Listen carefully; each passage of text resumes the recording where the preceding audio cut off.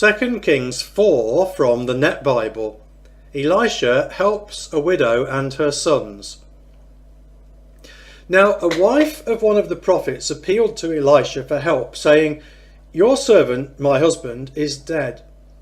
You know that your servant was a loyal follower of the Lord. Now the creditor is coming to take away my 2 boys to be his servants." Elisha said to her, "What can I do for you? Tell me, what do you have in the house?" She answered, "Your servant has nothing in the house except a small jar of olive oil." He said, "Go and ask all your neighbours for empty containers. Get as many as you can.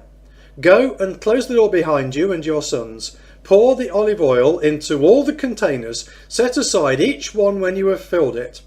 So she left him and closed the door behind her and her sons.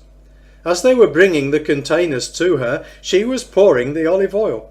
When the containers were full, she said to one of her sons, "Bring me another container." But he answered her, "There are no more." Then the olive oil stopped flowing. She went and told the prophet.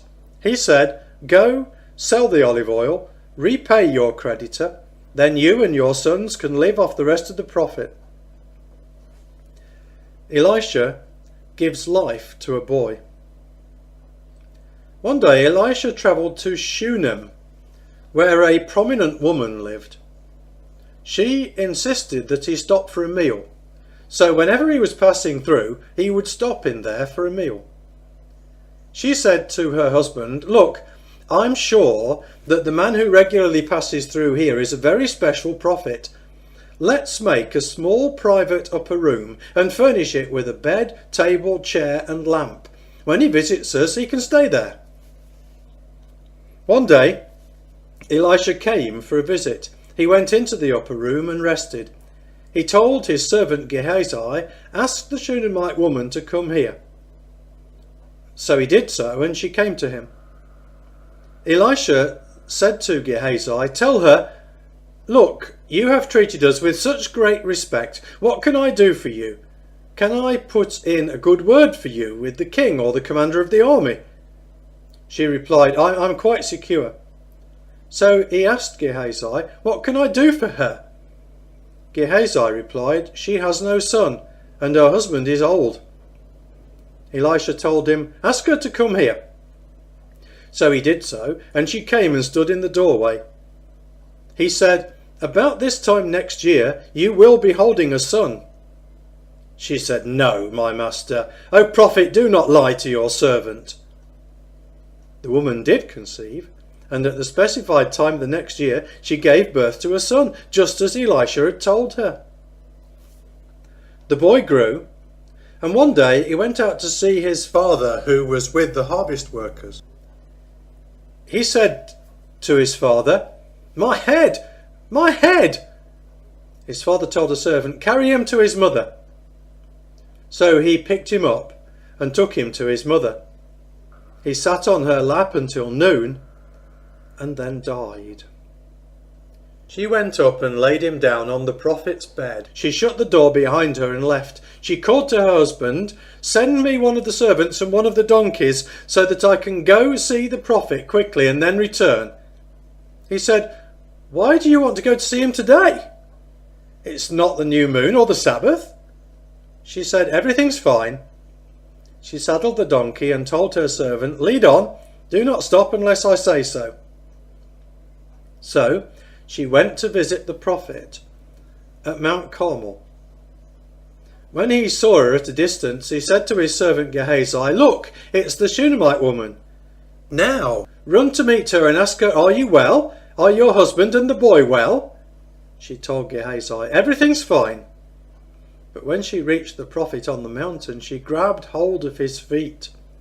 Gehazi came near to push her away, but the prophet said, "Leave her alone, for she is very upset. The Lord has kept the matter hidden from me. He didn't tell me about it." She said, "Did I ask my master for a son? Didn't I say, 'Don't mislead me'?" Elisha told Gehazi, "Tuck your robes into your belt. Take my staff and go. Don't stop to exchange greetings with anyone. Place my staff on the child's face." The mother of the child said, "As certainly as the Lord lives and as you live, I will not leave you." So Elisha got up and followed her back. Now Gehazi went on ahead of them.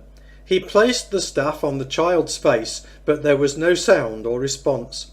When he came back to Elisha, he told him the child did not wake up. When Elisha arrived at the house, there was the child lying dead on his bed. He went in by himself and closed the door. Then he prayed to the Lord. He got up on the bed and spread his body out over the boy. He put his mouth on the boy's mouth, his eyes over the boy's eyes, and the palms of his hands against the boy's palms. He bent down over him, and the boy's skin grew warm. Elisha went back and walked around in the house. Then he got up on the bed again and bent down over him. The child sneezed 7 times and opened his eyes. Elisha called to Gehazi and said, "Get the Shunammite woman." So he did so, and she came to him. He said to her, "Take your son." She came in, fell at his feet and bowed down. Then she picked up her son and left. Elisha makes a meal edible. Now Elisha went back to Gilgal while there was famine in the land. Some of the prophets were visiting him, and he told his servant, "Put the big pot on the fire and boil some stew for the prophets." Someone went out to the field to gather some herbs and found a wild vine. He picked some of its fruit, enough to fill up the fold of his robe. He came back, cut it up, and threw the slices into the stew pot, not knowing they were harmful. The stew was poured out for the men to eat.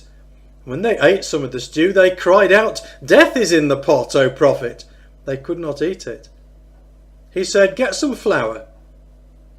Then he threw it into the pot and said, "Now pour some out for the men so they may eat." There was no longer anything harmful in the pot. Elisha miraculously feeds 100 people. Now a man from Baal-Shalisha brought some food for the prophet, 20 loaves of bread made from the first fruits of the barley harvest, as well as fresh ears of grain. Elisha said, "Set it before the people so they may eat." But his attendant said, "How can I feed 100 men with this?" He replied, "Set it before the people so they may eat. For this is what the Lord says, they will eat and have some left over." So he set it before them.